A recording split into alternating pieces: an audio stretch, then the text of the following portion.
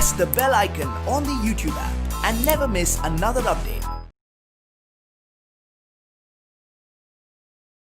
Hello students. So in the last class we were discussing about weight of an object on the moon and on the earth, right? So comparatively it is 1/6 much of weight on the earth, that is on the moon. So today in part 9 of the same chapter, gravitation.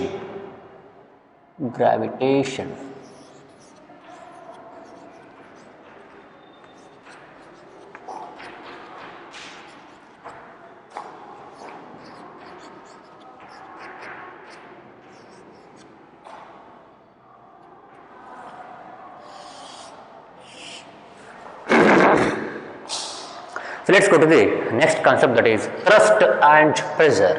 What is that? Thrust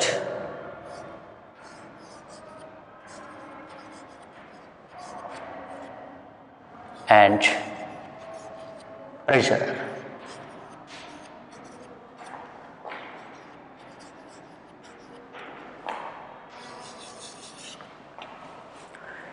In the 8th standard you must have learnt a chapter force and pressure, right? It is same thing, no more different than that. Thrust and pressure is just like force and pressure in your 8th standard, but it is given in a different manner. So let's go through that. To understand this concept, let's take a situation, say situation 1, where you are interested to fix a poster, say a news poster, a newspaper on a bulletin board. You must have seen a bulletin board, the board which gives you bulletins. Bulletins means informations, instantaneous informations, just like news. So there is a bulletin board in your school, that is a board which provides, a board which says any notifications, any news to the students from the college administration or school administration. Information ಕೊಡ್ತಕ್ಕಂಥ board ಇದು. ಇದ್ರ ಮೇಲೆ notice ಹಚ್ತಾರೆ, notice board ಅಂತ ಕರಿತೀವಿ ಅಥವಾ bulletin board ಅಂತ ಕರಿಬೋದು. We can call that as bulletin board, a news board.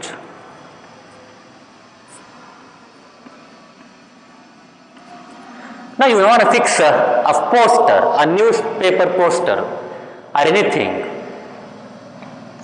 to this bulletin board. So to post, that is to fix this poster, you need to do what? You need to take a drawing pins.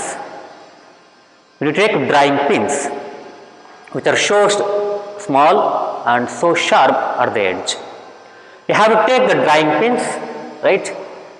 So like this, so they will provide some, the plastic stuff in the back of the pin, right? Say it is edge of the pin.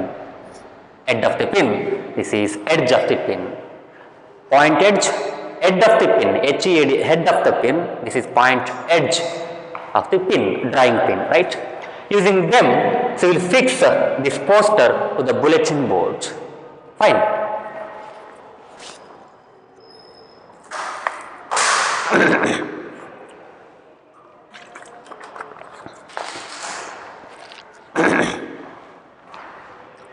So we will take the drawing pin, so we will just press that drawing pin to the bulletin board such that this poster will get fixed to the board. Now while pressing that drawing pin, you are applying a force, a pushing force, say pressing force. You are applying a force on that pin, on that drawing pin, and that force is just perpendicular to the surface of the board, bulletin board. Say the surface is like this, right? The surface is like this. We have to just fix a pin like this. So the force that you are applying on the board is just perpendicular or 90 degree to the surface of the board, because board is like this and you are applying the force like this. Board like this, force is like this. So board and force, they are perpendicular to each other, which means that you are applying a perpendicular force. ಅಂದರೆ ಈಗ ನೇರವಾಗಿ ಹಿಂಗೆ press ಮಾಡಬೇಕು ಅಂತ ಅರ್ಥ. ಫಟ್ press ಮಾಡಿದರೆ ಅಂದರೆ inclined ಆಗಿ ನೇರವಾಗಿ ಇಲ್ದಾನೆ ಅಂದರೆ ಬೇರೆ ಥರ ಪ್ರೆಸ್ ಮಾಡಿದರೆ ಅಂಟಲ್ವಾ ಅಂತ ಕೇಳ್ಬೋದು ನೀವು, ಅಂಟುತ್ತಿಲ್ಲ ಅಂತಲ್ಲ. But for better easy, for the easy process, just press the drawing pin perpendicular. ಹೆಂಗೆ ಕರೆಕ್ಟಾಗಿ ನೇರವಾಗಿ ಈ ಥರ ಚುಚ್ಚಬೇಕು ಅದಕ್ಕೆ. ಅವಾಗ ಈ ಪೋಸ್ಟರ್ ಫಿಕ್ಸ್ ಆಗುತ್ತೆ. What if you took a nail in place of drawing pin? ಮೊಳೆ ತೊಗೊಂಡ್ರೆ ಏನಾಗುತ್ತಪ್ಪ? ಮೊಳೆ ಗೊತ್ತಲ್ಲ ನಿಮಗೆ, ಅದು ಕೂಡ ಚೂಪಿರುತ್ತೆ. ಬಟ್ ಡ್ರಾಯಿಂಗ್ ಪಿನ್ ಅಷ್ಟು ಚೂಪಿರಲ್ಲ, ಅಷ್ಟು ಪಾಯಿಂಟೆಡ್ಸ್ ಇರಲ್ಲ, ಸೊ ದಪ್ಪ ಇರುತ್ತೆ. ಏನೋ ಮೊಳೆ. ನೇಲ್ ತಗೊಂಡು ಚುಚ್ಚಕ್ಕೆ ಬರುತ್ತಾ ಇದನ್ನ? ಇಲ್ಲಿ ಆಗಲ್ಲ. ಚುಚ್ಚಿದ್ರು ಕೂಡ ಭಾಳ ಫೋರ್ಸ್ ಹಾಕಬೇಕಾಗುತ್ತೆ. Can you fix a poster? Can you fix the same poster by using a nail by applying the same force? ಈ ಡ್ರಾಯಿಂಗ್ ಪೆನ್ ಯೂಸ್ ಮಾಡ್ಕೊಂಡು ಎಷ್ಟು ಫೋರ್ಸ್ ಹಾಕಿರ್ತಾರಲ್ಲ ಅಷ್ಟೇ ಫೋರ್ಸನ್ನು ನೇಲನ್ನು ಯೂಸ್ ಮಾಡಿಕೊಂಡು ಹಾಕಿದರೆ ಫಿಕ್ಸ್ ಆಗಲ್ಲ poster. This nail cannot penetrate into the board. ಅದ್ರ ಒಳಗೆ ಹೋಗೋಕ್ಕಾಗಲ್ಲ ಯಾರಿಗೆ? ನೇಲಿಗೆ. ಅದು ಇದಾದರೆ ಚೂಪ್ ಬಂದಾಗಿರ್ತಕ್ಕಂಥ ಡ್ರಾಯಿಂಗ್ ಪಿನ್ ಆದರೆ ಪಟ್ಟಣ ಹೋಗುತ್ತೆ ಒಳಗಡೆ. ಜಸ್ಟ್ ಈ ಥರ ಸಿಂಪಲ್ ಪ್ರೆಸ್ ಮಾಡಿದ್ರೆ ಸಾಕು, it can go to the board. Right? ಇದರಿಂದ ಏನು ಅರ್ಥ ಆತಪ್ಪ ನಿಮಗೆ? ಇಲ್ಲಿ there are two different things. If you apply the same force in both cases, force is same in case of drawing pin, here set is same. ಇಲ್ಲಿ ಎಷ್ಟಾಗಿರುತ್ತೆ ಅಷ್ಟೇ force ಆಗ್ತಿದೆಯಾ? But ಇದು ಒಳಗೆ ಹೋಗುತ್ತೆ, ಇದು ಒಳಗೆ ಹೋಗಲ್ಲ. You can fix by using a drawing pin, but it is very impossible to fix the poster by using what? The nail. There is slight difference. Even though the forces are same, but you cannot do the same work by using two different things. You can do with this, but not with this. There is slight difference here. There is slight small points to be understand here. So I will tell about that in later. So let me check one more situation. So ಅಲ್ಲಿ ಏನಾಯಿತು? Drawing pin, right, ಇನ್ನೊಂದು nail.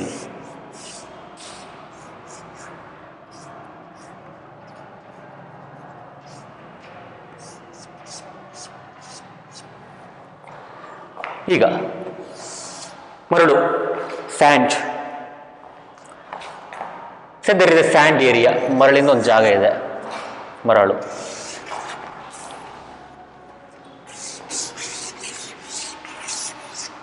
Right? ಮರಳು ಒಂದು ಜಾಗ. ನೀವೇನು ಮಾಡ್ತೀರಿ? If you go and step on that stand, not stand, sand. If you go and step on that sand, ಆ sand bed ಮೇಲೆ ನಿಂತ್ರೆ ನೀವು ಏನಾಗುತ್ತೆ? Your feet will go in deep to the sand. ಮುಂಚೆ ಒಳಗೆ ಹೋಗುತ್ತೆ ಕಾಲು. ಯಾವಾಗ ಅದ್ರ ಮೇಲೆ ಕಾಲಿಟ್ಟಾಗ. When you go and step on this sand, your feet will go into the sand. Sand ಒಳಗಡೆ ಹೋಗುತ್ತೆ. But when you just sit, say you are sitting now, so you are sitting now, ಕೂತಿದ್ದೀರಿ, ಬಿಡ್ಸಕ್ಕೆ ಬರಲ್ಲ ಅನ್ಕೊಳ್ಳಿ, ಕೂತಿದ್ದೀರಿ ಅನ್ಕೊಳ್ಳಿ. When you sit on the sand bed and when you sleep on the sand bed, say you are now sleeping, you are in a sleeping position on the sand bed. Here in sitting position, here in standing position. In this case, your feet will go little deep into the sand, little more deep into the sand. Here not the same thing. Of course, you may go to the sand, your surface, your body will it can go into the sand, it may go into the sand, but not to the same depth as in this case. ಅಷ್ಟೇ ಆಳವಾಗಿ ಹೋಗಲ್ಲ ಅಲ್ಲಿ. ಇಲ್ಲಿ ಹೋಗ್ಬೋದು, ಸ್ವಲ್ಪ ಹೋಗ್ಬೋದೇನೆ ನೀವು, but ಇಲ್ಲಿ ಭಾಳ ಕಡಿಮೆ, ಇಷ್ಟು ಆಳವಾಗಿ ಹೋಗಲ್ಲ. The depth to which your body can penetrate or can go into the sand bed is very small in case of sleeping position, but in case of standing position it is very much and it is moderate or middle in the sitting position, right? Sitting position. Effects are different here. ಇಲ್ಲಿ ಆಗ್ತಕ್ಕಂಥ ಪರಿಣಾಮಗಳು ಬೇರೆ ಬೇರೆ. ಇಲ್ಲಿ ಭಾಳ ಒಳಗೆ ಹೋಗುತ್ತೆ ಕಾಲು, ಇಲ್ಲಿ ಅಷ್ಟೇ ಒಳಗೆ ಹೋಗಲ್ಲ, ಅಲ್ಲಿ ಭಾಳ ಕಡಿಮೆ ಹೋಗುತ್ತೆ. Why this is happening? Why this thing is happening? Here on the and the object which is present is you in different positions. Say you are having a weight of 50 kg. ಎಷ್ಟು 50 kg ಇದ್ರಿ ನೀವು, not kg 50 newton. You are having a weight of 50 newton. ಎಷ್ಟು ತೂಕ ನಿಮ್ದು? 50 Newton ತೂಕ ಇದೆ. Whether you stand or sit or sleep, 50 Newton force is applying on the sand. 50 Newton force is applied on the sand. It is applied on the sand. ಹೌದಾ? 50 Newton ನೀವು ಇದ್ದೀರಂದ್ರೆ ನೀವು ನಿಂದ್ರಿ ಕುಂದ್ರಿ ಅಥವಾ ಮಲ್ಕೊಳ್ಳಿ ಏನೋ ಮಾಡ್ರಿ, 50 ನ್ಯೂಟನ್ ಫೋರ್ಸ್ ಸ್ಯಾಂಡ್ ಮೇಲೆ ಬೀಳ್ತಾ ಇರುತ್ತೆ. ಬಟ್ ಬೀಳ್ತಕ್ಕಂಥ ಮ್ಯಾನರ್ ಡಿಫರೆಂಟ್ ಇದೆ. It is standing position, sitting position, sleeping position. But 50 Newton force, that is your weight. Weight is a force. It's a force, right? 50 Newton weight force, that is your weight or force, is being applied on the ground. It is being applied on the sand ground or sand bed. ಮೂರತ್ತು ಅಥವಾ ಮೂರು situations ಅಲ್ಲೂ ಕೂಡ 50 Newton ನಿಮ್ಮ weight ಕೆಳಗೆ ಬೀಳ್ತಾ ಇದೆ on the sand bed. It's just applied on the sand bed in all 3 cases. But why the effects are different here? Say 50 Newton force, 50 Newton force, 50 Newton force. The force here we call it as thrust. The force here we call it as thrust because we are pushing the drawing pin perpendicular to the surface area. ಬೋರ್ಡಿಗಿದೆ ಅಂದರೆ drawing pin ನಾವು ಈ ಥರ push ಮಾಡ್ತೀವಿ ಅಥವಾ press ಮಾಡ್ತಿದ್ದೀವಿ ಅಂದರೆ it is perpendicular to the surface area of the board. ಬೋರ್ಡ್ಗೆ 90 degree ಆಗಿ ಪರ್ಪೆಂಡಿಕ್ಯುಲರ್ ಆಗಿ ನಾವು ಪ್ರೆಸ್ ಮಾಡ್ತಿದ್ದೀವಿ. And that pressing force is called as thrust. ಅಥವಾ thrust is a force on an object. The force on an object perpendicular to its surface. ಅರ್ಥ ಆಗ್ತಿದೆನಾ? The force on an object perpendicular to its surface. ಆ ಸರ್ಫೇಸ್ಗೆ perpendicular ಆಗಿ force ಹಾಕಿದ್ರೆ that force is taken as thrust. It is defined as thrust. Therefore thrust is defined as what? The force applied on an object in the perpendicular direction to the surface of that object. The force applied on the object perpendicular to the surface of that object. Simple. So that's called as thrust. ಇಲ್ಲಿ ಅಷ್ಟೇ sand bed ಹೀಗಿದೆ, right? ನಿಂತಿದ್ದೀರಂದ್ರೆ ನೀವು you are standing like this, sand bed is like this, horizontal. So your force is vertically downwards because weight is always vertically downwards. While talking about weight, I told it's a vector quantity. Its direction is always vertically downwards. That is towards the center of the earth. That is always vertically downwards.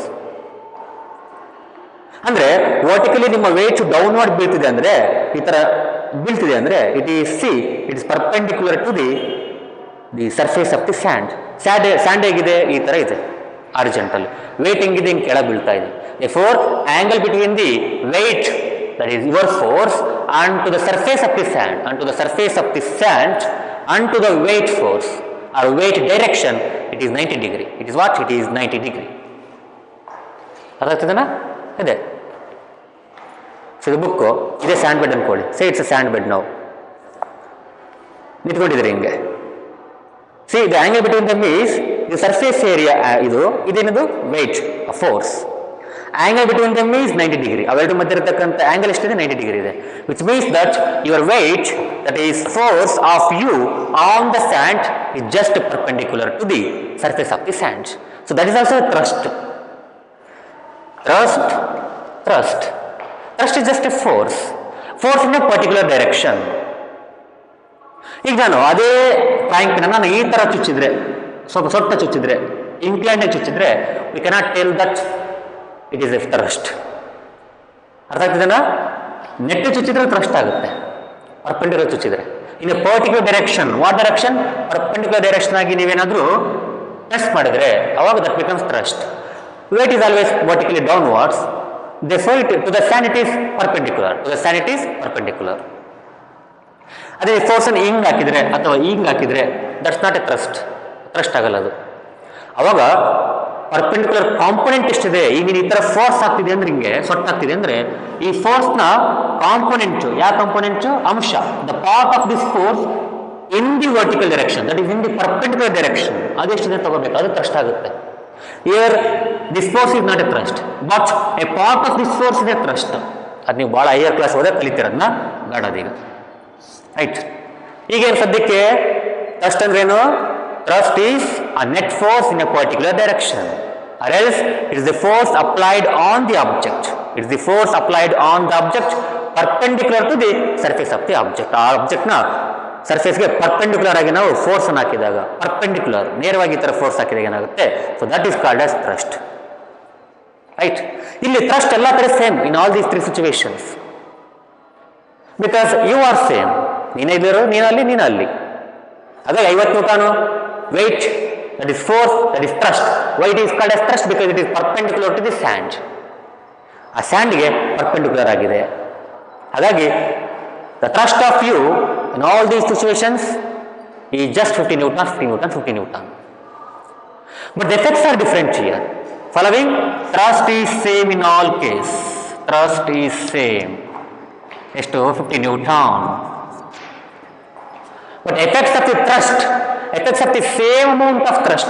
Amount of thrust is 50 newton, amount of thrust is 50 newton, amount of thrust is 50 newton. Effects of thrust of same magnitude or same value. Thrust of same magnitude. Same magnitude. Magnitude andrenu value, quantity. Effects of thrust of same value are different here. ಇಲ್ಲಿ different ಆಗಿದೆ, effects ಏನಾಗಿದೆ? Different ಆಗಿದೆ. Following, thrust same ಇದ್ರೂ ಕೂಡ effects different ಆಗಿದ್ದಾವೆ. Effects of the thrust depends on, ಇಲ್ಲಿ ನೋಡಿ observe ಮಾಡಿ ಒಂದು ಸ್ವಲ್ಪ. ಫೂಟ್ ನಿಂತ್ಕೊಂಡಿದ್ರೇನು? ನಿಮ್ಮ ಪಾದಗಳು. ಕೂತಿದ್ರೇನು? Your the lower position, right. ಈ ತರ ಕಾಲ್ ಚಾಚ್ಕೊಂಡು ಕೂತಿದ್ರೆ ಅಂದ್ರೆ ಕಾಲ್ ಸರ್ಫೇಸ್ ಏರಿಯಾ ಮತ್ತೆ ನಿಮ್ಮ ಎಲ್ಲ ಲೋವರ್ ಪೊಸಿಷನ್ ಏನು ಕಾಂಟ್ಯಾಕ್ಟ್ ಇರುತ್ತೋ ಸ್ಯಾಂಡಿಗೆ ಅದಿಷ್ಟು. ಮಲ್ಕೊಂಡಿರೋಂದ್ರೇನು? ನಿಮ್ಮ ಬಾಡಿ ಫುಲ್ ಏರಿಯಾ. ಯಾವುದರಲ್ಲಿ, ಯಾವ ಕೇಸಲ್ಲಿ area of your body in contact with sand is more? In this case area of your body, ಬೆನ್ನು ಗಿನ್ನು ತಲೆ ಎಲ್ಲ ಕೈಗೆ ಎಲ್ಲ ಟಚ್ ಆಗಿರುತ್ತೆ ಸ್ಯಾಂಡಿಗೆ. ಇಲ್ಲಿ ಕಡಿಮೆ ಟಚ್ ಆಗಿರುತ್ತೆ, ಇಲ್ಲೊಂದು ಬಹಳ ಕಡಿಮೆ ಏರಿಯಾ ಟಚ್ ಆಗಿರುತ್ತೆ, ಬರೀ ಪಾದಗಳು ಮಾತ್ರ ಟಚ್ ಆಗಿರುತ್ತವೆ. ಫಾಲೋವಿಂಗ್, ಅರ್ಥ ಆಗ್ತದೇನಾ? Here the surface area, not surface area, the area of your body in contact with the surface area of the sand are in contact with the sand is very less here, little more compared to here, very much more here. ಹಾಗಾಗಿ ಇಲ್ಲಿ area of your body in contact with the and is more. Here it is little less, here it is very less. Very less in this case. That's why effects of the same thrust is different here. That's why effects of the same thrust depends on the amount of area on which it is applied. ಎಷ್ಟು area ಮೇಲೆ ಆ thrust act ಆಗ್ತಿದೆ, ಎಷ್ಟು area ಮೇಲೆ ಆ thrust act ಆಗ್ತಿದೆ, ಎಷ್ಟು area ಮೇಲೆ ಆ ಥ್ರಸ್ಟ್ ಆಕ್ಟ್ ಆಗ್ತಿದೆ ಅದ್ರ ಮೇಲೆ ಡಿಪೆಂಡ್ ಆಗುತ್ತೆ ಅದ್ರ ಎಫೆಕ್ಟ್ ಏನಂತ. ಅರ್ಥ ಆಗ್ತಿದೆನಾ? Effects of the same thrust or effects of the thrust of same magnitude depends on the area on which it is acted. ಎಷ್ಟು ಏರಿಯಾ ಮೇಲೆ ಅದು ಆಕ್ಟ್ ಆಗಿದೆ ಡಿಪೆಂಡ್ ಆಗುತ್ತೆ. ಇಲ್ಲಿ ನೋಡಿ 50 Newton is applied on the area of just the foot. ಆ ಪಾದಗಳು area ಮೇಲೆ ಮಾತ್ರ, ಅಷ್ಟು ಏರಿಯಾ ಮೇಲೆ ಮಾತ್ರ ಆಕ್ಟ್ ಆಗ್ತಿದೆ. ಇಲ್ಲಿ ಪಾದ ಇದೆ ಅನ್ಕೊಳ್ಳಿ, ಸೊ ಆ ಪಾದ ನಿಮ್ಮ ಪಾದಗಳು ಮರಳು ಮೇಲಿದೆ ಅಂದ್ರೆ ಅಷ್ಟು ಏರಿಯಾ ಮೇಲೆ, ಅಷ್ಟು ಮರಳಿನ ಏರಿಯಾ ಮೇಲೆ ಅಷ್ಟು ಥ್ರಸ್ಟ್ ಬೀಳ್ತಾ ಇದೆ. ಇಲ್ಲಿ ಇಷ್ಟು ಏರಿಯಾ ಮೇಲೆ ಥ್ರಸ್ಟ್ ಬೀಳ್ತಾ ಇದೆ, 50 ನ್ಯೂಟನ್ ಥ್ರಸ್ಟ್ ಬೀಳ್ತಿದೆ, ಸೇಮ್ ಥ್ರಸ್ಟ್. ಇಲ್ಲಿ same thrust on much area. ಬಹಳ ಜಾಗದ ಮೇಲೆ 50 ನ್ಯೂಟನ್ ಬೀಳ್ತಿದೆ, ಅದಕ್ಕಿಂತ ಸ್ವಲ್ಪ ಕಡಿಮೆ ಜಾಗದ ಮೇಲೆ, ಏರಿಯಾ ಮೇಲೆ 50 ನ್ಯೂಟನ್ ಬೀಳ್ತಿದೆ. ಸ್ವಲ್ಪ ಜಾಗದ ಮೇಲೆ ಫೂಟ್ ಅಂದ್ರೇನು, ಸ್ವಲ್ಪ ಜಾಗದ ಮೇಲೆ ಅಲ್ಲಿ 50 ನ್ಯೂಟನ್ ಥ್ರಸ್ಟ್ ಫೋರ್ಸ್ ಅನ್ನಿ ಥ್ರಸ್ಟ್ ಬೀಳ್ತಾ ಇದೆ. That's why your effects are different because areas on which that thrust is applied, no, that is different. ಆ ಥ್ರಸ್ಟ್ ಎಷ್ಟು ಏರಿಯಾ ಮೇಲೆ ಆಕ್ಟ್ ಆಗ್ತಿದೆಯಲ್ಲ ಅದು ಡಿಫ್ರೆಂಟ್ ಆಗಿರೋದ್ರಿಂದ ಅಲ್ಲಿರ್ತಕ್ಕಂಥ ಎಫೆಕ್ಟ್ಸ್ ಡಿಫ್ರೆಂಟ್ ಆಗಿದೆ. Effect is more in this case because ಭಾಳ ಒಳಗೆ ಹೋಗುತ್ತೆ ಇಲ್ಲಿ ಕಾಲುಗಳು, ಇಲ್ಲಿ ಸ್ವಲ್ಪ ಒಳಗೆ ಹೋಗುತ್ತೆ, ಒಳಗೆ ಮೀನ್ಸ್ ಪ್ರೆಸ್ ಆಗುತ್ತೆ ಸ್ಯಾಂಡು, ಇಲ್ಲಿ ಅಷ್ಟೇನದಾಗಲ್ಲ. ಲೂಸ್ ಸ್ಯಾಂಡ್ ಅಂದರೆ ಲೂಸ್ ಆಗಿರ್ಬೇಕು ಸ್ಯಾಂಡ್ ಅದು. ಇದನ್ನ ಫೀಲ್ ಮಾಡಬೇಕಂದ್ರೆ you have to get into the loose sand, not the very tough sand. Therefore, effect is much here, a little less compared to here, very less in this case. Reverse ಇದೆ, area ಜಾಸ್ತಿ effect ಕಡಿಮೆ, area ಸ್ವಲ್ಪ ಕಡಿಮೆ effect ಒಂಚೂರು ಕಡಿಮೆ. ಇಲ್ಲಿ area ಸಿಕ್ಕಾಪಟ್ಟೆ ಕಡಿಮೆ, ಎಫೆಕ್ಟ್ ಸಿಕ್ಕಾಪಟ್ಟೆ ಜಾಸ್ತಿ, ಎಫೆಕ್ಟು ಸಿಕ್ಕಾಪಟ್ಟೆ ಜಾಸ್ತಿ. ಆದ್ರೆ ಏನ್ ಹೇಳ್ಬೋದು ನಾವು ಇಲ್ಲಿ, ಏರಿಯಾ ಕಡಿಮೆ ಆದಂಗೆಲ್ಲ ನೋಡಿ, ಏರಿಯಾ ಕಡಿಮೆ ಆದಂಗೆಲ್ಲ ಎಫೆಕ್ಟ್ ಜಾಸ್ತಿ ಆಗುತ್ತೆ. Effect of the thrust will be more if the area is less. If the area is less. ಅರ್ಥ ಆಗ್ತದೇನಾ? So this is what we need to talk about is pressure. The quantity which relates both these effects, both these parameters, area and thrust, is pressure. Thrust is a force, right? Thrust is a force in a particular direction. Thrust is a force. In what direction? In perpendicular direction to the surface of the object. Object ಗೆ perpendicular ಆಗಿ act ಆದನಪ್ಪ ಅಂದ್ರೆ ಅದು ನಾವು thrust ಅಂತೀವಿ. ಅದೊಂದು ಕೂಡ force. ನೀವು 8ನೇ ಕ್ಲಾಸಲ್ಲಿ ಕಲ್ತಿದ್ರಿ ಪ್ರೆಷರ್ ಅಂದ್ರೇನು, ಫೋರ್ಸ್ ಬೈ ಏರಿಯಾ ಅಂತಂದು. ಪ್ರೆಷರ್ ಅಂದ್ರೇನು, ಫೋರ್ಸ್ ಬೈ ಏರಿಯಾ. ನಾನು ಥ್ರಸ್ಟಿಗೆ ಬ್ರಾಕೆಟಲ್ಲಿ ಫೋರ್ಸ್ ಅಂತ ಬರೀತೀನಿ, ಅದು ಒಂದು ಕೂಡ ಫೋರ್ಸೇ. What force perpendicular to the object ಅಂತ ಸಿಂಪಲ್ ಆಗಿ. ಕರೆಕ್ಟ್ ಡೆಫಿನಿಷನ್ ಏನು? It is the force applied on the object perpendicular to the surface of the object ಅಂತ ಬರೀಬೇಕು ಒಂದು ಮಾರ್ಕ್ಸಿಗೆ. ಸೊ ಫೋರ್ಸ್ ಅಂಡ್ ಪ್ರೆಷರ್ ಅಂತ ಓದಿದ್ರೆ ಇಲ್ಲಿ ಅದನ್ನ ಸಿಂಪಲ್ ಆಗಿ ಥ್ರಸ್ಟ್ ಅಂಡ್ ಪ್ರೆಷರ್ ಅಂತ ಓದ್ತೀವಿ. Therefore, the effect of the thrust depends on the area. Depends on the area. ಎಷ್ಟು ಏರಿಯಾ ಮೇಲೆ ಅದು ಆಕ್ಟ್ ಆಗ್ತಿದೆ ಅನ್ನೋದ್ರ ಮೇಲೆ ಡಿಪೆಂಡ್ ಆಗುತ್ತೆ. ಇಲ್ಲಿ ಸ್ವಲ್ಪ ಏರಿಯಾ ಮೇಲೆ ಆಕ್ಟ್ ಆಯ್ತು, ಅದೇ ಥ್ರಸ್ಟ್ ಬಹಳ ಎಫೆಕ್ಟ್ ಆಯ್ತು. ಒಂಚೂರು ಜಾಸ್ತಿ ಏರಿಯಾ ಮೇಲೆ ಆಕ್ಟ್ ಆಯ್ತು, ಅದೇ ಥ್ರಸ್ಟ್ ಸ್ವಲ್ಪ ಎಫೆಕ್ಟ್ ಕಡಿಮೆ ಆಯ್ತು. ಬಹಳ ಏರಿಯಾ ಮೇಲೆ ಆಕ್ಟ್ ಆಯ್ತು, ಎಫೆಕ್ಟ್ ಇನ್ನೂ ಕಡಿಮೆ ಆಯ್ತು. Therefore, the effect of the thrust depends on the area on which it is applied. ಎಷ್ಟು ಏರಿಯಾ ಮೇಲೆ ಅಪ್ಲೈ ಆಗುತ್ತೆ ಅದ್ರ ಮೇಲೆ ಡಿಪೆಂಡ್ ಆಗುತ್ತೆ. And we define that we define that quantity which relates both thrust and area as pressure ಅಂತ ಕರಿತೀವಿ ನಾವು. ಏನಂತೀವಿ? Pressure is equals to the thrust by area. Thrust by area ಅಂತ, right? Pressure is equals to force by area ಅಂತ ಓದ್ತಿದ್ರಿ, ಇಲ್ಲಿ thrust by area ಅಂತ. Because thrust is a force. It's a kind of force. It's a type of force.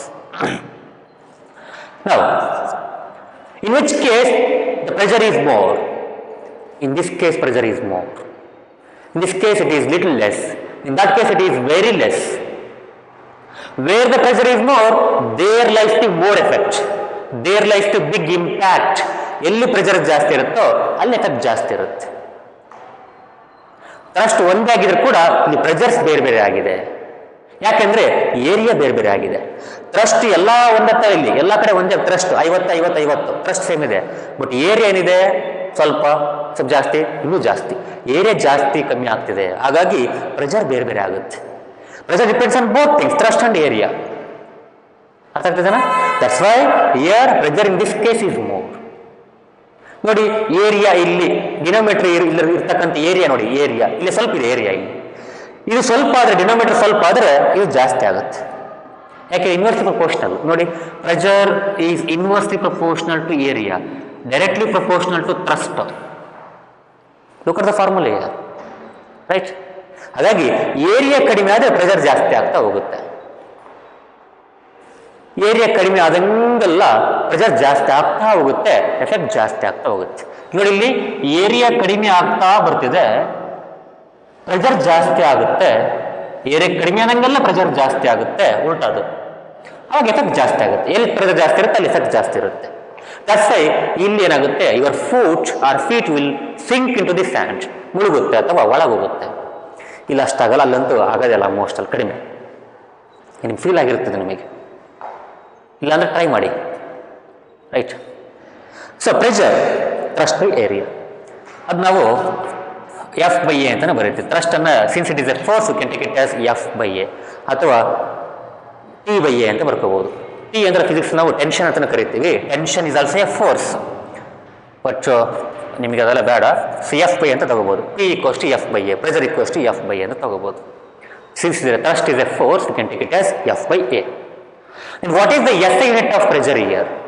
What is the SI unit of pressure? Here force is Newton. Consider force is Newton. Area is meter square. Length into breadth, that is meter square. Therefore, the SI unit of pressure is Newton per meter square ಅಥವಾ Newton m to the power -2, m to the power -2 Newton per meter square. ಇದು ನಾವು ಇನ್ನೊಂದು ಹೆಸರಿಂದ ಕರಿತೀವಿ, pascal ಅಂತ ಕೇಳ್ತೀವಿ. ಏನಂತೀವಿ? Pascal. The unit of SI unit of pressure is also taken as Pascal, that is PA. You know, small p Pascal, but symbol ಬರೆಯುವಾಗ ಈ ಥರ ಬರೀಬೇಕು, PA. Right. To honor the scientist called as Blaise Pascal ಅಂತ ಒಬ್ಬ, Blaise Pascal ಅಂತ ಒಬ್ಬ scientist ಅಂತ, ಅವನನ್ನು ಆನರ್ ಮಾಡಲಿಕ್ಕೋಸ್ಕರ, ಅವನಿಗೆ ಗೌರವ ಸಲ್ಲಿಸಲಿಕ್ಕೋಸ್ಕರ ಪ್ರೆಷರ್ನ ಯೂನಿಟನ್ನು ಪ್ಯಾಸ್ಕಲ್ ಅಂತ ಇಟ್ಟಿದ್ದಾರೆ. You can write newton per metre square, ಇದಾದ್ರು ಬರೀರಿ ಅಥವಾ ಇದಾದರೂ ಬರೀರಿ, ಯಾವ್ದಾದ್ರು ಬರಿಬೋದು. ಹಾಗಾಗಿ ಏನಂತ ಹೇಳ್ಬೋದು ನಾವಿಲ್ಲಿ, more the area less the pressure for the same thrust. ಒಂದು ವೇಳೆ ಥ್ರಸ್ಟ್ ಒಂದೇ ಆಗಿದ್ದಾನಪ್ಪ ಅಂದರೆ, ಥ್ರಸ್ಟ್ ಒಂದೇ ಆಗಿದ್ರೆ ಅಂದರೆ ಫೋರ್ಸ್ ಒಂದೇ ಆಗಿದ್ರೆ, ಎಲ್ಲಿ ಏರಿಯಾ ಜಾಸ್ತಿ ಇರುತ್ತೆ ಅಲ್ಲಿ ಲೆಸ್ ಪ್ರೆಷರ್ ಇರುತ್ತೆ. ಯಾಕೆ ಹೇಳಿ? Inversely proportional. ಎಲ್ಲಿ ಏರಿಯಾ ಭಾಳ ಕಡಿಮೆ ಇರುತ್ತೆ ಅಲ್ಲಿ ಮೋರ್ ಪ್ರೆಷರ್ ಇರುತ್ತೆ. ಯಾಕೆ ಹೇಳಿ? Inversely proportional. ಏರಿಯಾ ಕಡಿಮೆ ಆದರೆ ಪ್ರೆಷರ್ ಜಾಸ್ತಿ, ಏರಿಯಾ ಜಾಸ್ತಿ ಆದರೆ ಪ್ರೆಷರ್ ಕಡಿಮೆ, ಉಲ್ಟಾ. ಅರ್ಥ ಆಗ್ತದೇನಾ?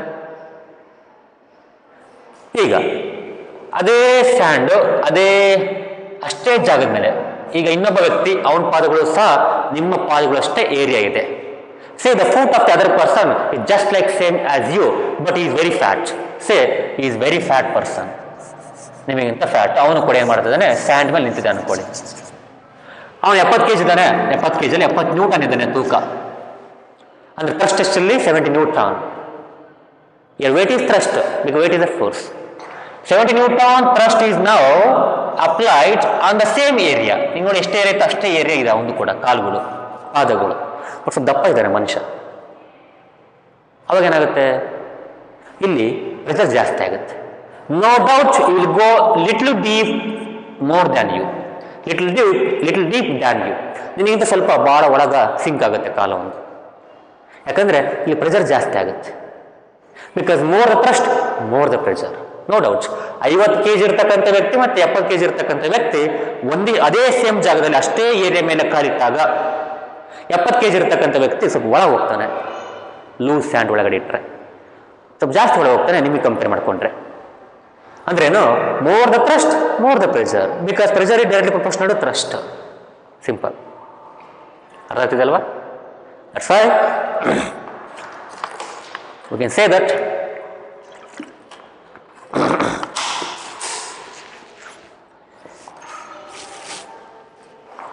pressure is equals to thrust by area.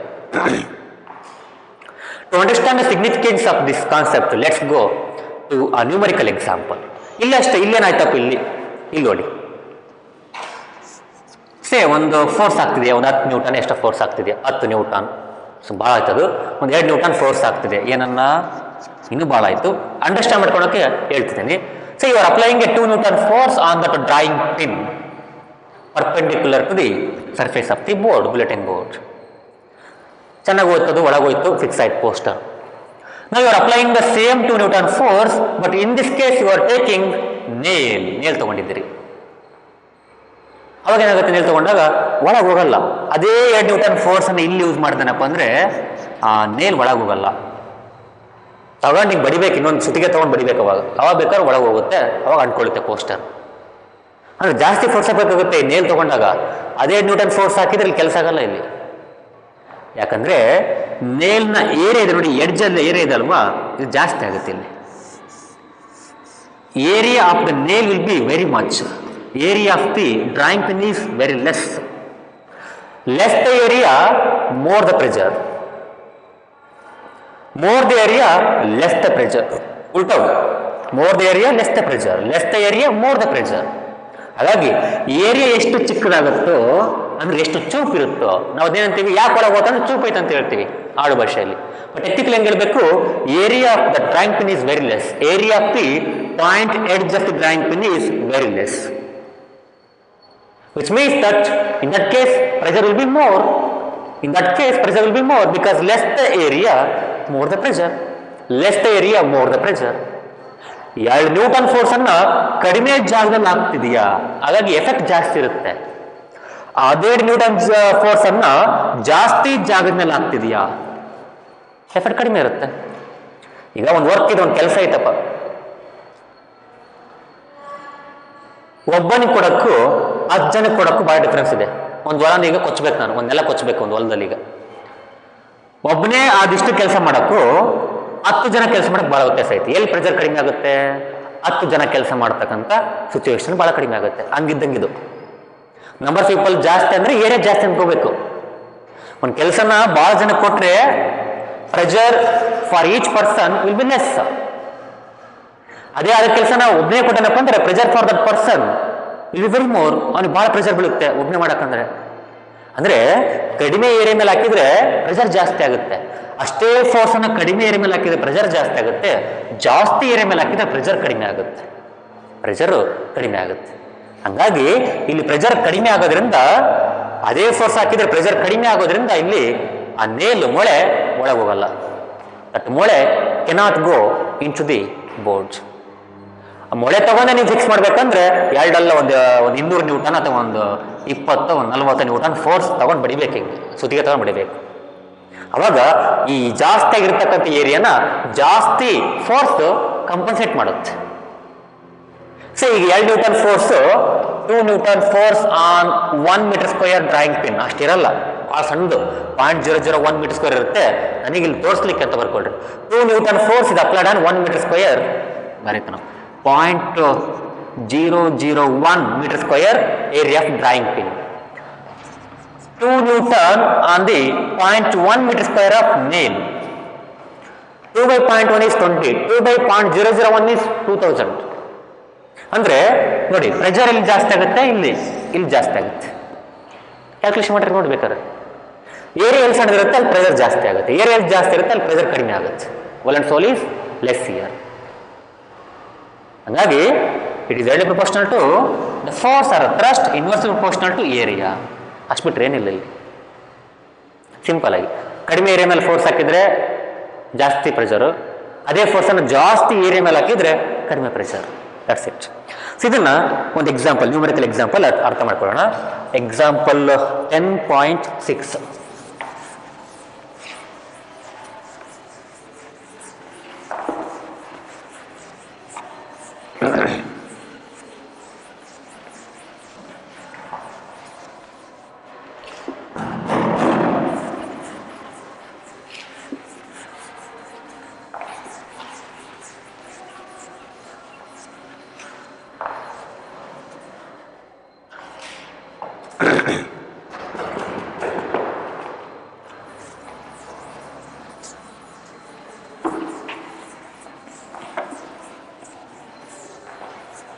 ಹಾಗಾಗಿ ಪ್ರೆಷರ್ ಅಂದ್ರೇನು, ಫೋರ್ಸ್ ಪರ್ ಯೂನಿಟ್ ಏರಿಯಾ ಅಥವಾ ಥ್ರಸ್ಟ್ ಪರ್ ಯೂನಿಟ್ ಏರಿಯಾ ಅಂತ ಬರೀಬೋದು ನಾವು.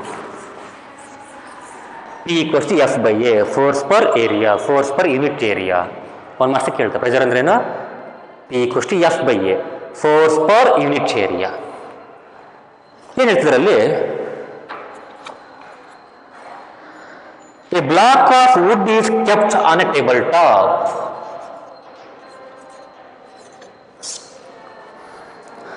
The mass of wooden block is 5 kg and its dimensions are 40 cm into 20 cm 10 cm. Find the pressure exerted by the wooden block on the tabletop if it is made to lie on the tabletop with its sides of dimension 20 into 10 and 40 into 20. ಹೇಳ್ತಿದ್ರೆ ಒಂದು wooden block ಇದೆ, wood block, ಆ block of wood ಇದೆ. ಆ dimensions ಕೊಟ್ಟಿದ್ದಾರೆ, ಏನು 40 into 20 into 10. ಈಗ ಒಂದು ಟೇಬಲ್ ಟಾಪ್, ಒಂದು ಟೇಬಲ್ ಇದೆಯಪ್ಪ. So there is a wood block, ಒಂದು ಕಟ್ಟಿಗೆ ತುಂಡು.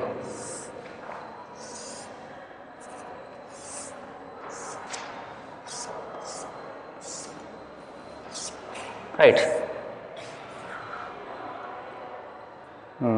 Okay fine.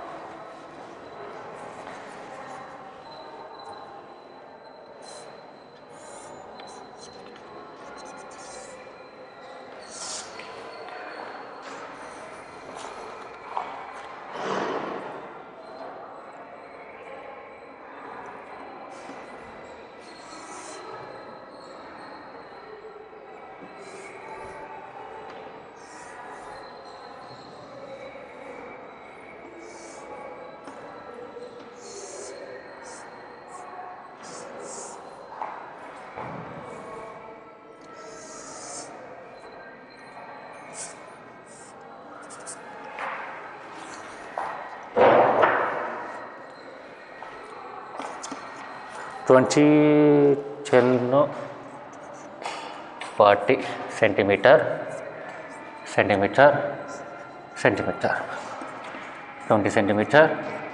10 centimeter 40 centimeter 40 height. So image ಮಾಡ್ಕೊಳ್ಳಿ, ಒಂದು ಬಾಕ್ಸ್ ಇದೆ, ಒಂದು ವುಡನ್ ಬ್ಲಾಕ್ ಇದೆ, ಟೇಬಲ್ ಇಟ್ಟಿದ್ದೀವಪ್ಪ. ಇದೇ ಬ್ಲಾಕ್ ನಾವು ಉಲ್ಟಾ ಇಟ್ಟಿದ್ದೀವಿ ಅಷ್ಟೇ, ಬೇರೆ ಥರ ಇಟ್ಟಿದ್ದೀವಿ. Dimensions are 40 20 10. ಅದ್ರ ತೂಕ ಎಷ್ಟು? 5 kg ಅಂತ. ಎಷ್ಟು? 5 kg. 5 kg right. ಈ ಥರ ಇಟ್ಟಾಗ ಮತ್ತು ಈ ಥರ ಇಟ್ಟಾಗ ಪ್ರೆಷರ್ ಎಷ್ಟಿದೆ ಅಂತ ಕೇಳಿದ್ದಾರೆ ಅವರು. 5 kg ಮಾಸ್ ಕೊಟ್ಟಿದ್ದಾರೆ, ವೇಟ್ ಕೊಟ್ಟಿದ್ದಾರೆ ಅವರು. ಆಫ್ ಇಟ್ಸ್ ಡೈಮೆನ್ಷನ್ಸ್ ಕೆಪ್ಟನ್ ಒಂದು ಮಾಸ್ ಕೊಟ್ಟಿದ್ದಾನೆ. Mass is 5 kg, not weight. Mass 5 kg ಕೊಟ್ಟಿದ್ದಾನೆ, ಹೌದಾ? ವೇಟ್ ಬಂದರೆ ಮಾಡಬೇಕು, ಇಂಟು ಜಿ ಮಾಡಬೇಕು. Because weight is equals to M into G, W equals to M into G. Weight is force, weight is thrust here, not mass is thrust. ಇದು mass ಮಾತ್ರ. Given that ನೋಡಿ, ಅಲ್ಲಿರ್ತಕ್ಕಂಥ ಬ್ಲಾಕನ್ನು ಕೆಳಗೆ 20 centimeter 10 centimeter edge ಇದೆ ಅಲ್ವಾ, ಉದ್ದ ಎಂಟಾಗಲ್ಲ, ಇದು ಎತ್ತರ ಐತೆ. ಈಗ ಒಂದು ಬಾಕ್ಸ್ ಇದೆ, ಒಂದು ಬಾಕ್ಸು. ಓಕೆ, 20 into 10 ಹೈಟ್ 40 ನೋಡಿ. 20 centimeter 10 centimeter ಉದ್ದ ಇಂಟು ಆಗಲ್ಲ ಮಾಡಿದ್ರೆ ಬರುತ್ತೆ, ಏರಿಯಾ ಬರುತ್ತೆ, ಇದ್ರ ಕೆಳಗಿರ್ತಕ್ಕಂಥ ಏರಿಯಾ ಬರುತ್ತೆ. ಈ ಎತ್ತರ ಇದು 40 centimeter ಅಂದರೆ ಎತ್ತರ. ಒಂದು ಬಾಕ್ಸನ್ನು ಹಿಂಗಿಟ್ಟಿದ್ರಿ, ಅದೇ ಬಾಕ್ಸನ್ನು ನಾವು ಹಿಂಗಿಟ್ರೆ ಅಂದರೆ 40 20 ಇಟ್ಟರೆ ನೋಡಿ, 20 into 40 ಇಟ್ಟರೆ ಈ ಸೈಡ್ ಮೇಲೆ ಇಟ್ಟರೆ ಹಿಂಗಿಟ್ಟಾಗ ಮತ್ತು ಹಿಂಗಿಟ್ಟಾಗ ಆ ವುಡನ್ ಬ್ಲಾಕು ಎಷ್ಟು ಪ್ರೆಷರನ್ನು ಎಕ್ಸರ್ಟ್ ಮಾಡುತ್ತೆ ಟೇಬಲ್ ಮೇಲೆ. ಇಲ್ಲೊಂದು ಟೇಬಲ್ ಇದೆ ಅನ್ಕೊಳ್ಳಿ, ಕೆಳಗಡೆ ಟೇಬಲ್ ಮೇಲೆ ಹಿಂಗಿಟ್ಟಿವಿ, ಹಿಂಗಿಟ್ಟೇನಾಗುತ್ತೆ. ಈ ಕೇಸಲ್ಲಿ ಎಷ್ಟು ಪ್ರೆಷರ್, ಈ ಕೇಸಲ್ಲಿ ಎಷ್ಟು pressure. Will the pressure be same or will the pressure be different? No doubt. Of course thrust is same, ಯಾಕಂದ್ರೆ ಅದೇ ಬ್ಲಾಕ್ ನಾವು ಹಿಂಗಿಡ್ತಿದ್ದೀವಿ. ಅರ್ಥ ಆಗ್ತಿದ್ದಾನ? Weight is same, weight of the same block. weight of the block is same in both situations because ಹಿಂಗಿತ್ತು ಹಿಂಗಾತು. ಅದೇ 5 kg mass, ಇದೇ 5 kg mass. weight is same. ಆದರೆ area on which it is applying, ಎಷ್ಟು area ಮೇಲೆ apply ಆಗ್ತಿದೆ, ಎಷ್ಟು area ಮೇಲೆ ಆ ವೇಟು ಬೀಳ್ತಾ ಇದೆ ಅನ್ನೋ ಡಿಫ್ರೆಂಟ್ ಆಗುತ್ತೆ ಇಲ್ಲಿ. ಹಾಗಾಗಿ ಡಿಫ್ರೆಂಟ್ ಏರಿಯಾ ಡಿಫ್ರೆಂಟ್ ಪ್ರೆಷರ್. ಎಷ್ಟೆಷ್ಟು ನೋಡೋಣ. ಫಸ್ಟ್ ಏನು ಮಾಡಬೇಕು? Thrust or weight. Here thrust is weight, right? Thrust on the table or force on the table by block of wood, by that wooden block, by the wooden block is equals to weight of that block is equals to weight of that wooden block is equals to m into g, because weight equals to m into g, mass into acceleration due to gravity. 5 kg into ಅದು G ಏನಾದ್ರು 10 ಕೊಟ್ಟಿದ್ದಾನೆ ಅವನು, ಕೊಟ್ಟಿಲ್ಲ, 10 ತಗೊಂಡು ಕೊಟ್ಟಿಲ್ಲ, ಹಾಗಾಗಿ ನಾವು 9.8 ತಗೋಬೇಕು. So you have to take exact 9.8. 5 ಎಂಟ್ಲೆ 40, 4 5 45, 49 49.0. ಸೊ 49 ನ್ಯೂಟನ್ ಆಯಿತು, 49.0 ನ್ಯೂಟನ್ ಆಯಿತು. So that's the weight of the that wooden block or the thrust of the wooden block on the table. Thrust ಎಷ್ಟು 49 ನ್ಯೂಟನ್. ಹಾಗಾಗಿ 49 Newton thrust is applied on this area, 20 into 10 area. The same 40 Newton thrust is applied, it is applied on the area of 40 into 20. On the area of 40 into 20. ಇಲ್ಲಿ ಎಷ್ಟು apply ಆಗಿದೆ? 20 into 10 area ಮೇಲೆ apply ಆಗಿದೆ. Area equals to length into breadth, length into breadth. ಹೌದಾ?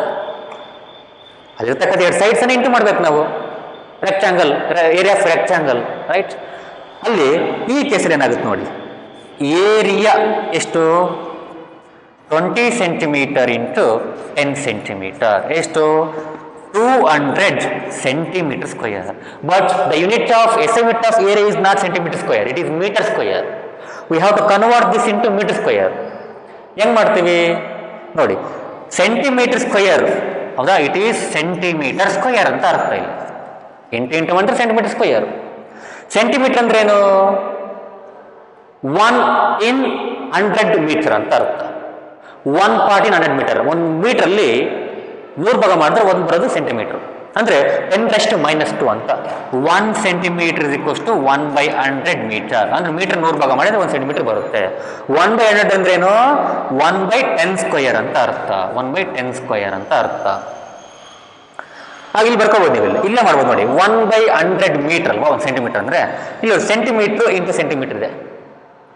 ಇಲ್ಲಿ 1 centimetre ಜಾಗದಲ್ಲಿ 1/100 metre 1/100 metre ಹಾಕ್ಬೋದು. ಅದು ಡೈರೆಕ್ಟ್ 20 ಸೆಂಟಿಮೀಟರ್ ಅಂದ್ರೆ ಏನಲ್ಲಿ 0.2 ಮೀಟರ್ ಅಂತ ಬರ್ಕೋಬಹುದು. ಇಲ್ಲೇನು 0.1 ಮೀಟರ್, ಇದು 0.2 ಮೀಟರ್. ಸೊ ಹಂಗೆ ಡೈರೆಕ್ಟ್ ಬರ್ಕೊಳ್ರಿ. ಅಲ್ಲಿಗೆ 0.2 ಮೀಟರ್ ಇಂಟು 0.1 ಮೀಟರ್, ಹೌದಾ? ಫಾಲೋವಿಂಗ್. ಅಲ್ಲಿಗೆ 0.2 ಬಟ್ 2 ಸಂಖ್ಯೆ ಆದ್ಮೇಲೆ ಪಾಯಿಂಟ್ ಇಡಬೇಕು ನಾವು. 0.02 ಮೀಟರ್ ಸ್ಕ್ವೇರ್ ಆಗ್ತೀವಿ. ರೈಟ್? 0.2 ಇಂಟು 0.1, ಪಾಯಿಂಟ್ ಇಲ್ಲ ಅನ್ಕೊಳ್ಳಿ, 2 ಒಂದು ಅಂಕೆ ಇನ್ನೊಂದು ಅಂಕೆಯಲ್ಲಿ 2 ಅಂಕೆ ಆದ್ಮೇಲೆ ಒಂದು ಪಾಯಿಂಟ್ ಇಡಬೇಕು. ಇಲ್ಲಿ ಎಷ್ಟಾಯ್ತು? ಇಲ್ಲಿ 0.2 meter 0.4 meter 0.4 meter. Area is equals to 0.2 into 0.4 is equals to 0.08 metre square ಆಗುತ್ತೆ. 4 ಅಲ್ಲಿಗೆ 2 ಅಂಕೆ ಆದಮೇಲೆ ಪಾಯಿಂಟ್ ಇಡಬೇಕು. ಸೊ ಒಂದು ಇನ್ನೊಂದು 0 ಹಾಕಿ ಆಮೇಲೆ ಪಾಯಿಂಟ್ ಇಡಬೇಕು. ಇದೆಲ್ಲ ನಿಮಗೆಲ್ಲ ಗೊತ್ತು, basic. 0.08 metre square.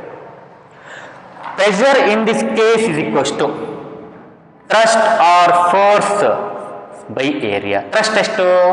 49 newton by 0.02 metre square.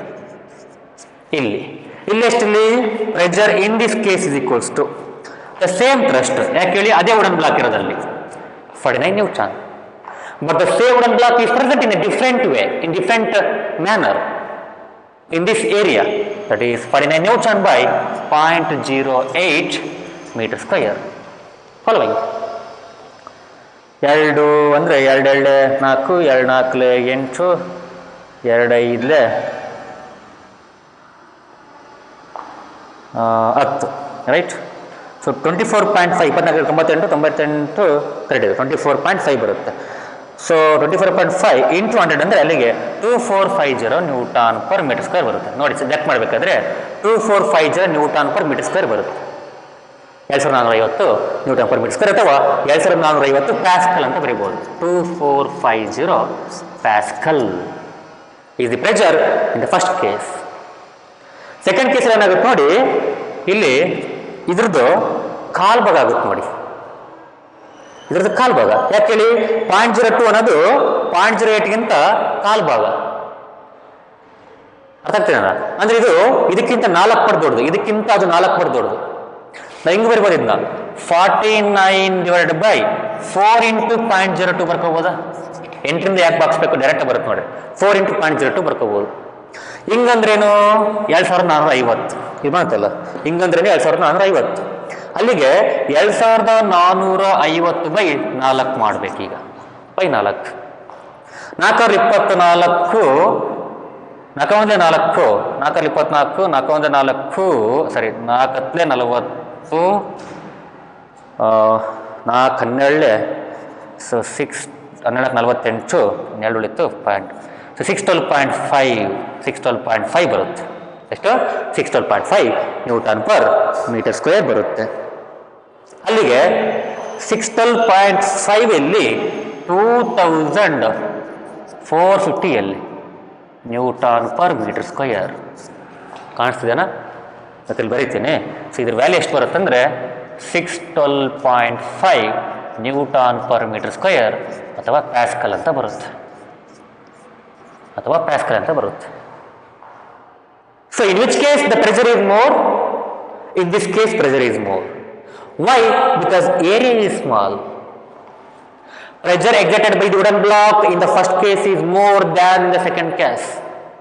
Because in the first case area on which it is applying, area on which the thrust of the wooden block applied is small. Area on which the thrust of the wooden block applied is more. Because 0.08 is more than 0.02. ಅರ್ಥ ಆಗ್ತಿದೆ? 4 times the area. ನೋಡಿ 0.02 ಎಲ್ಲಿ, 0.08 ಎಲ್ಲಿ, 4 ಪಟ್ಟು ಆಯ್ತು. Since the area is 4 times bigger, pressure is 4 times smaller. 2450 ಅನ್ನೋದು ಅದಕ್ಕಿಂತ 4 ಪಟ್ಟು ದೊಡ್ಡದು, 612ಕ್ಕಿಂತ. ಸೊ ಹಾಗಾಗಿ ಏರಿಯಾ ಇಲ್ಲಿ 4 ಪಟ್ಟು ದೊಡ್ಡದಾಗಿರೋದ್ರಿಂದ ಪ್ರೆಷರು 4 ಪಟ್ಟು ಕಡಿಮೆ ಆಗುತ್ತೆ. Simple, right? ಹಾಗಾಗಿ less the area, more the pressure. More the area, less the pressure. More the area, less the pressure. ಅದು ಹೆಂಗಂದ್ರೆ ಒಂದು ಕೆಲಸನ ಒಬ್ಬನ ಕೊಡೋಕ್ಕೂ 10 ಜನ ಕೊಡೋಕ್ಕೂ ಡಿಫ್ರೆಂಟ್ ಇದೆ. ಇಲ್ಲಿ ಆ ವ್ಯಕ್ತಿ ಮೇಲೆ ವ್ಯಕ್ತಿಗಳಿಗೆ ಬೀಳ್ತಕ್ಕಂಥ ಪ್ರೆಷರ್ ಕಡಿಮೆ ಆಗುತ್ತೆ, ಇಲ್ಲಿ ಇವ್ರ ಮೇಲೆ ಬೀಳ್ತಕ್ಕಂಥ ಪ್ರೆಷರ್ ಸಿಕ್ಕಾಪಟ್ಟೆ ಆಗುತ್ತೆ. ಆ ಥರ ಇಲ್ಲಿ ಸಿಂಪಲ್ ಆಗಿ, ರೈಟ್?